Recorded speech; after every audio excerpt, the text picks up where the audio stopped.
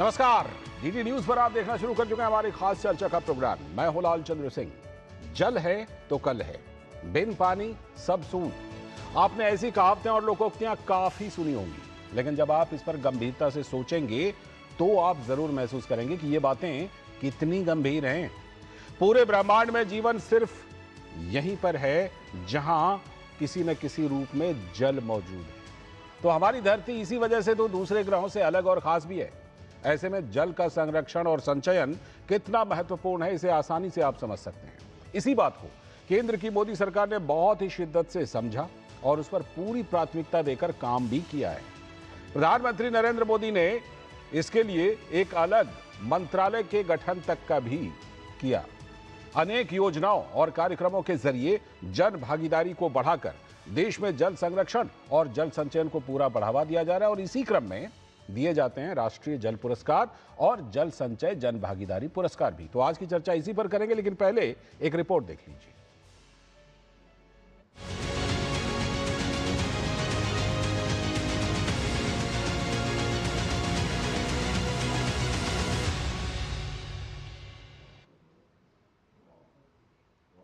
नई दिल्ली का विज्ञान भवन, राष्ट्रपति द्रौपदी मुर्मू ने 6वें राष्ट्रीय जल पुरस्कार प्रदान किए। सर्वश्रेष्ठ राज्य की श्रेणी में प्रथम पुरस्कार महाराष्ट्र को दिया गया, गुजरात को दूसरा और हरियाणा को तीसरा स्थान मिला। जल शक्ति मंत्रालय के अंतर्गत जल संसाधन, नदी विकास और गंगा संरक्षण विभाग ने वर्ष 2024 के लिए संयुक्त विजेताओं सहित कुल 46 विजेताओं को 6ठे राष्ट्रीय जल पुरस्कारों से सम्मानित किया।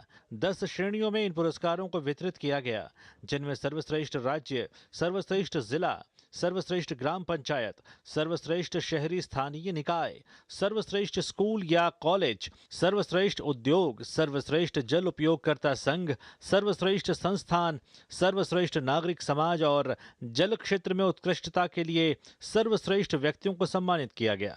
राष्ट्रपति ने इस अवसर पर कहा कि जन चेतना में जल चेतना का प्रसार होना आवश्यक है। धरती पर उपलब्ध कुल जलराशि में से फ्रेश वाटर यानी मीठा पानी केवल 2.5% है।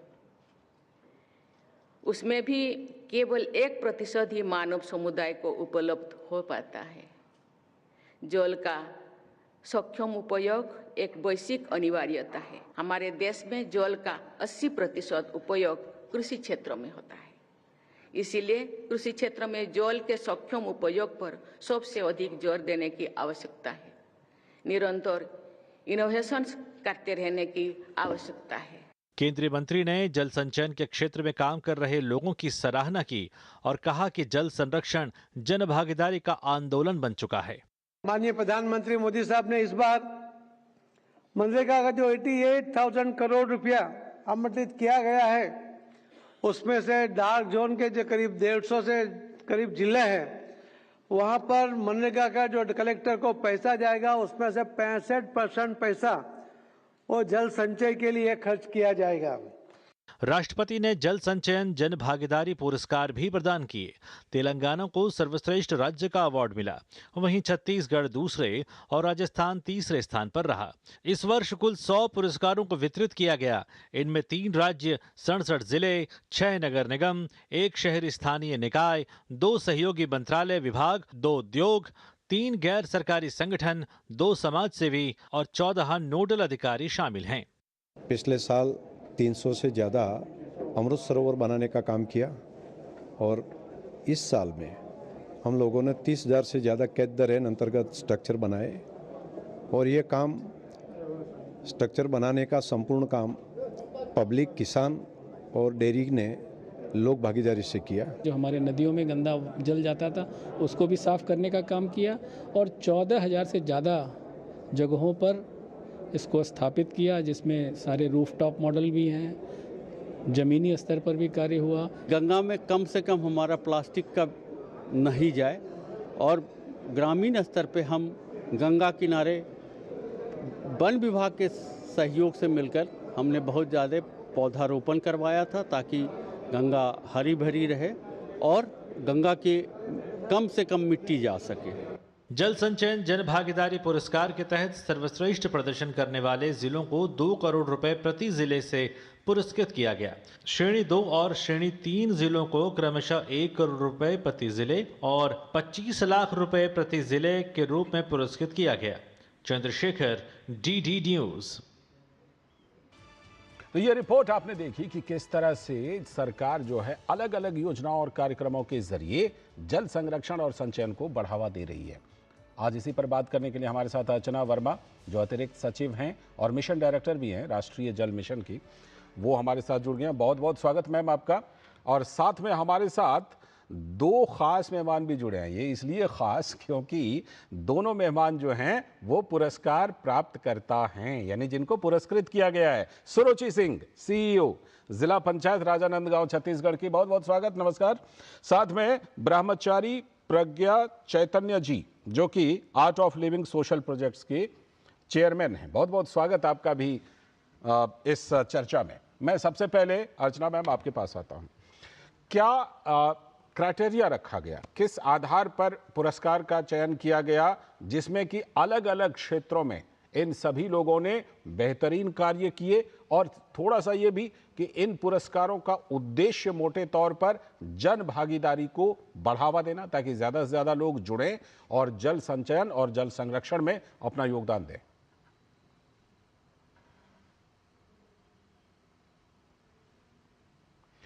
मैम आपकी आवाज नहीं आ रही, जरा अनम्यूट कीजिए तो।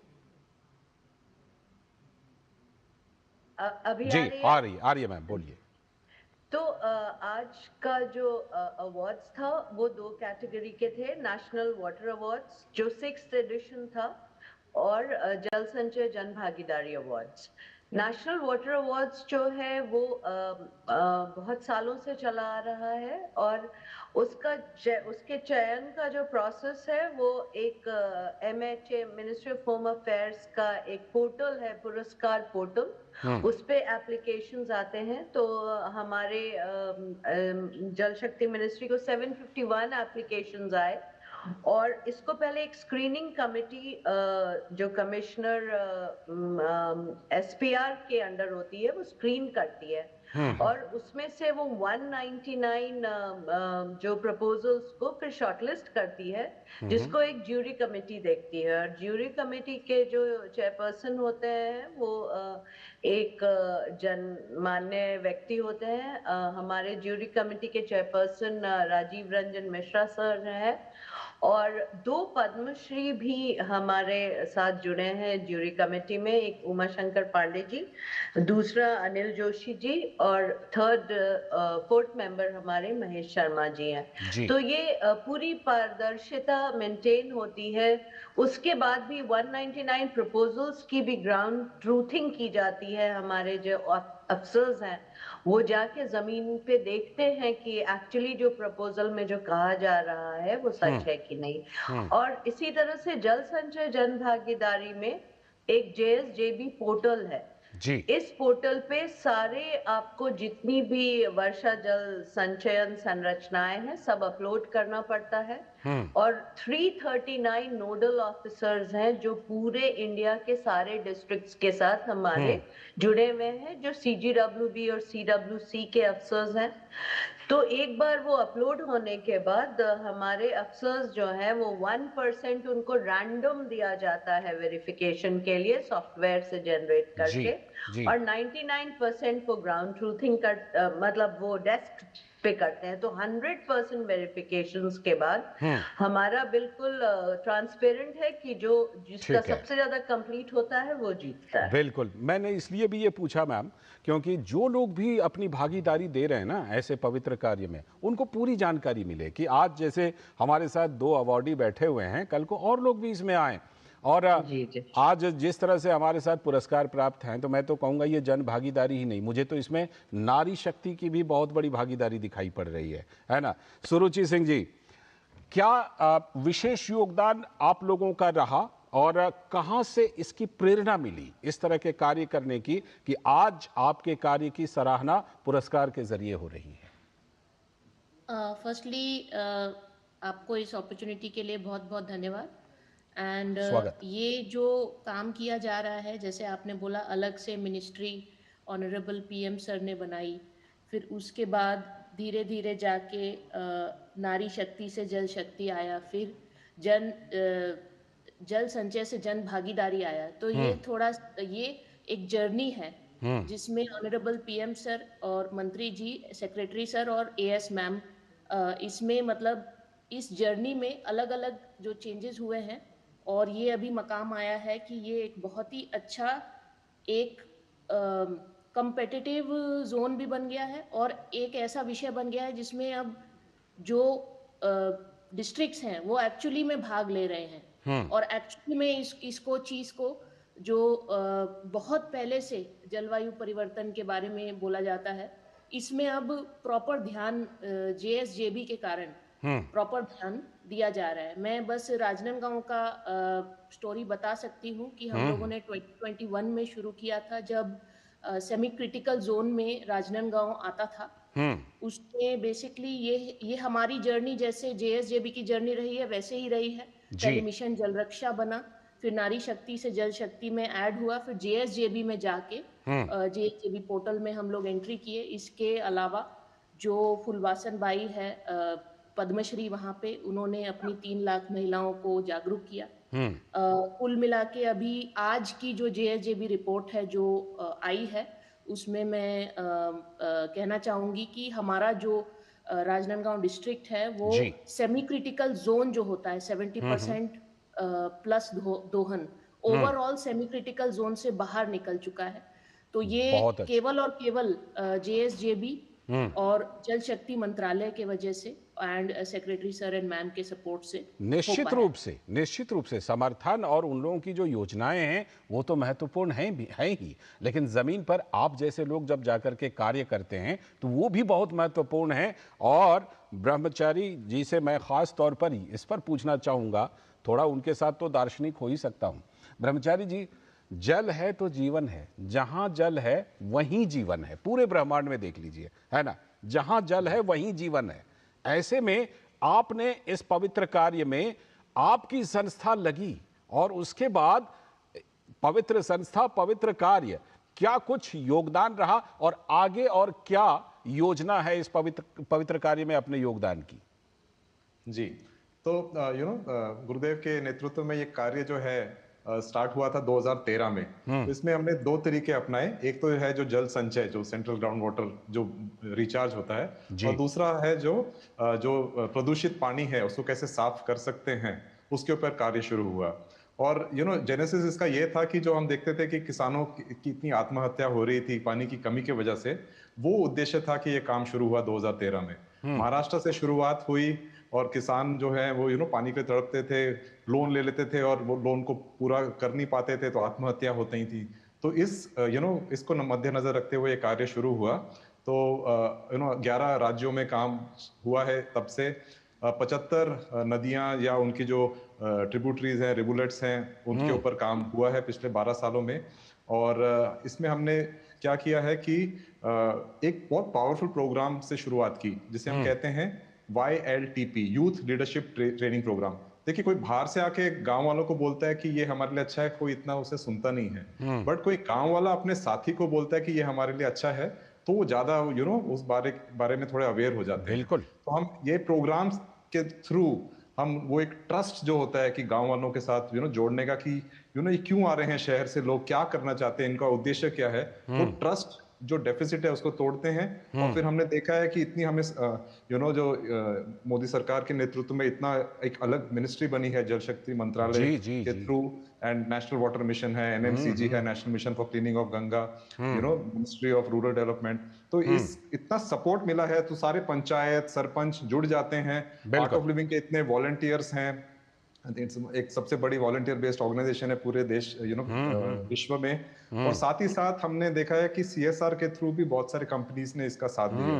तो ये जन भागीदारी जो है, ये वास्तव में ये एक प्रैक्टिकल तरीके में होने लगा है। और इसी कारण से जो है कि पानी का जो लेवल जो इतना नीचे चला गया है काफी डिस्ट्रिक्ट्स में, पूरे देश में, जो कहीं 1200 फीट पे था, कहीं 1000 फीट पे था, वो हम देखते हैं कि 10-20 फीट पे आ चुका है। और एक और मैं एक स्पेसिफिक केस के बारे में बताना चाहता हूँ नाग नदी रिवर है जो तमिलनाडु में बहती है वेल्लोर के पास, और यहाँ पर हमने पाया कि मनरेगा के थ्रू हमने इंटीग्रेट किया और 44,000 लेडीज जो हैं इसका हिस्सा बनी। मैं अभी जिक्र कर ही रहा था नारी शक्ति का। हाँ जी बिल्कुल, नारी शक्ति का जो आपने उल्लेख किया वो हमने देखा। 7 साल पहले इस नदी पे हमने काम शुरू किया था जी। एंड हम बहुत गर्व होता है ये कहते हुए कि पिछले 3 साल से ये नाग नदी रिवर पेरिनियली पूरे साल भर उसमें पानी पाया जाता है। बिल्कुल। और मोदी जी ने भी अपने जो 100th मन की बात में इसका उल्लेख किया था और इसकी बिल्कुल प्रशंसा की। कुछ और अनुभव आपका सुनूंगा, कुछ और अनुभव जरूर, आपके अनुभव का लाभ हम उठाएंगे। एक छोटा सा ब्रेक लेते हैं, आप सभी बने रहिएगा चर्चा में। छोटे से ब्रेक के बाद लौटते हैं।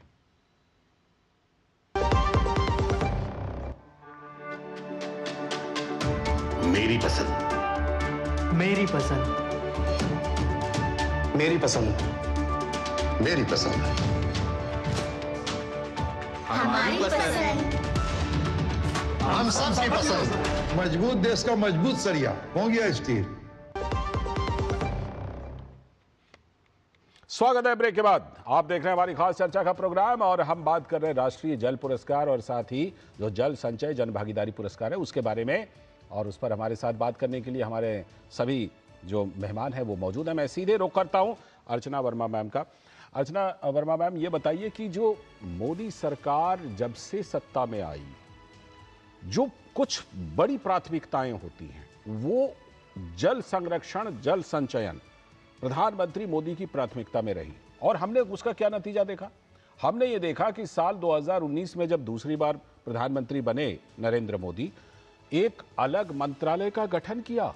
उसके बाद हर घर नल से जल और तमाम, उसके पहले भी गंगा सफाई योजना से लेकर के तमाम ये योजनाएं चल रही हैं। क्या आप देख रहे हैं कि एक बिल्कुल जिसको कहते हैं फोकस वो काफी ज्यादा हो गया है जल संरक्षण पर? आपने सिंह जी बिल्कुल सही कहा है। हमारे आदरणीय प्रधानमंत्री के लिए जल सिर्फ एक साधन नहीं है, उनके लिए जल एक जीवन का आधार है।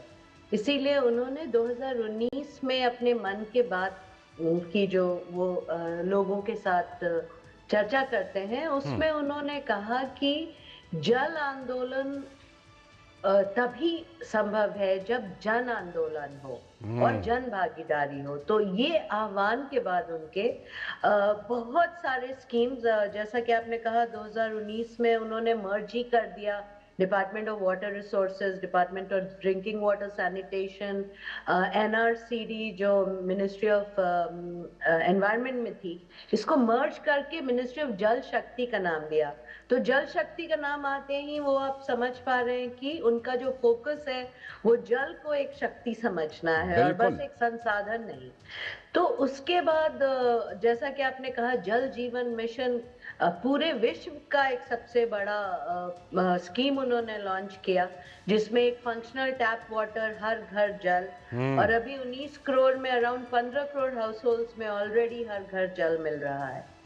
दूसरा उन्होंने जल शक्ति अभियान कैच द रेन का जो किया, उसमें उन्होंने टैगलाइन दिया catch the rain where it falls when it falls. तो उसके कार्यान्वयन में भी 1.7 करोड़ से भी ज्यादा स्ट्रक्चर्स ये हुए। और जब सीआर पाटिल सर ने ज्वाइन किया तो उन्होंने फिर पीएम सर के मार्गदर्शन में जल संचय जन भागीदारी जो हमारा स्पेशल इनिशिएटिव है अंडर JSA-CTR, उसको सितंबर 2024 में उसका लक्ष्य किया कि हम 1 million artificial rain water structure बनाएंगे। बट जन भागीदारी, सहभागिता, और आपको सुन के आश्चर्य होगा कि इसमें नेशनल वाटर मिशन ने एक पैसा नहीं दिया, बस लोगों के भागीदारी से, वो इंडस्ट्री CSR हो, वो NGOs हो, वो डिस्ट्रिक्ट एडमिनिस्ट्रेशन हो, सब किसी पंचायत हो, महिला हो, महिला हमारे लिए बहुत महत्वपूर्ण है। उन्होंने मिलके 34 लाख स्ट्रक्चर्स बनाए, जो कि एक आश्चर्यजनक बात है कि बिना नेशनल वाटर मिशन से पैसे का खर्च हुए इतना बड़ा बना। यानी कि लोगों के सहयोग तो से है ही जी, नमामि गंगे में भी है। नमामि गंगे हमारी जो नदियों का संरक्षण का बहुत बड़ा प्रोग्राम है। केन बेतवा लिंक है। फिर और बस है, उन्होंने वाटर को सैनिटेशन से भी जोड़ के स्वच्छ भारत ग्रामीण जो है जी, जो कि ODF and ODF plus villages के लिए वर्क कर रहा है, वो भी एक बहुत ही बड़ा स्कीम है।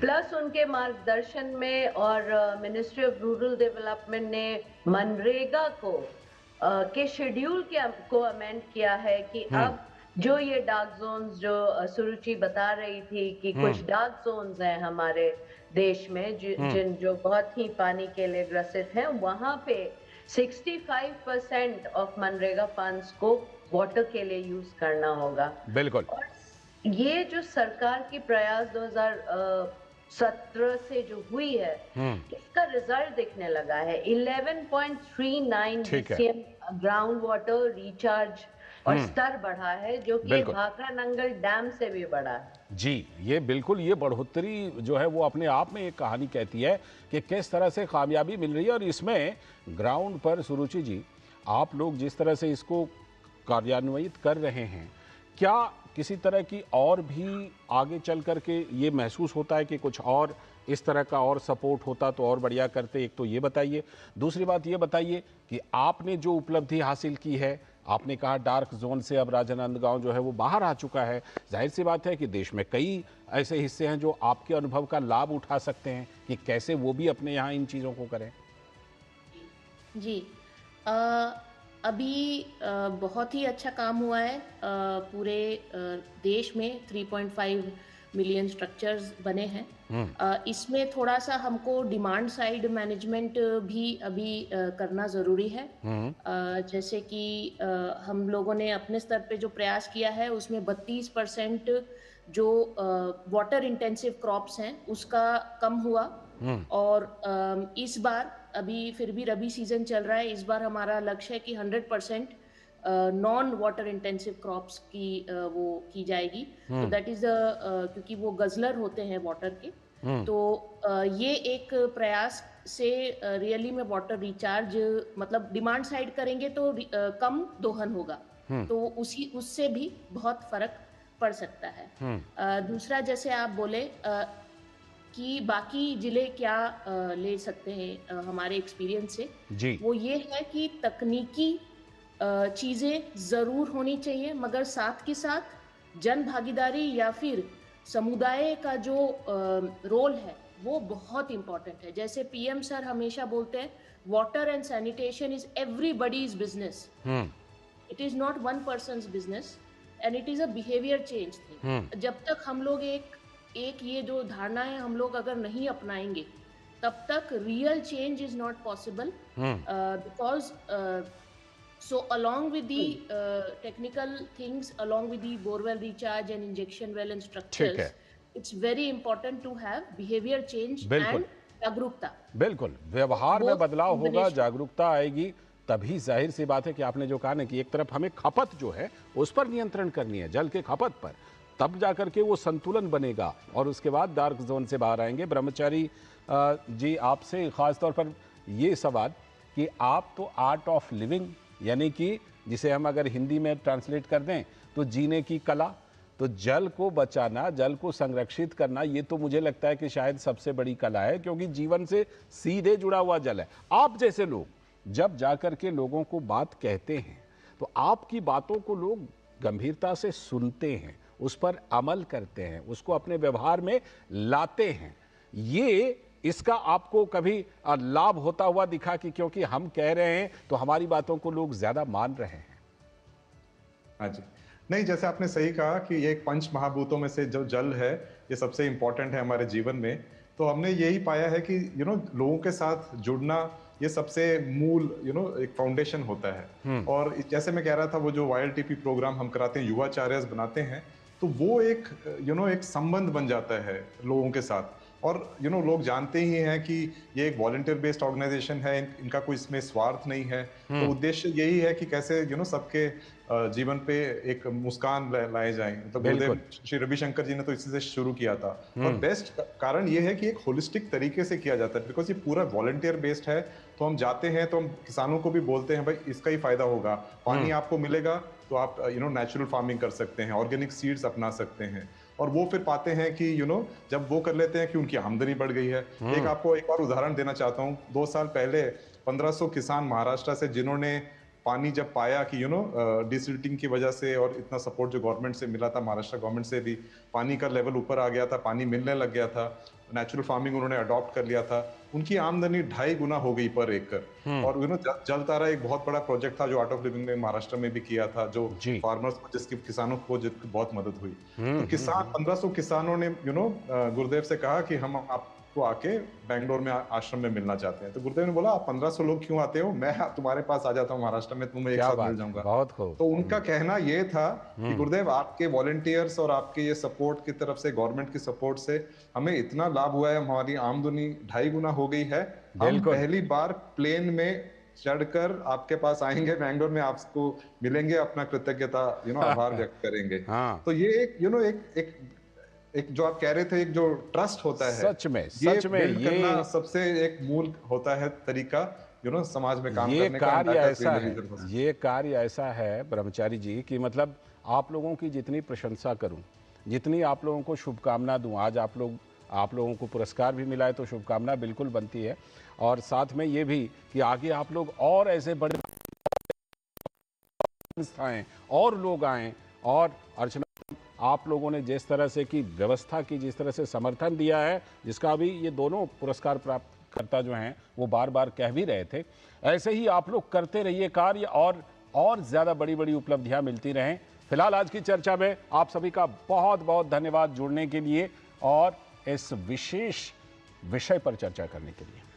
तो आज चर्चा में हमने बात की जल संरक्षण और संचयन पर। फिलहाल आज की चर्चा में इतना ही। पूरी टीम को दीजिए अनुमति। नमस्कार।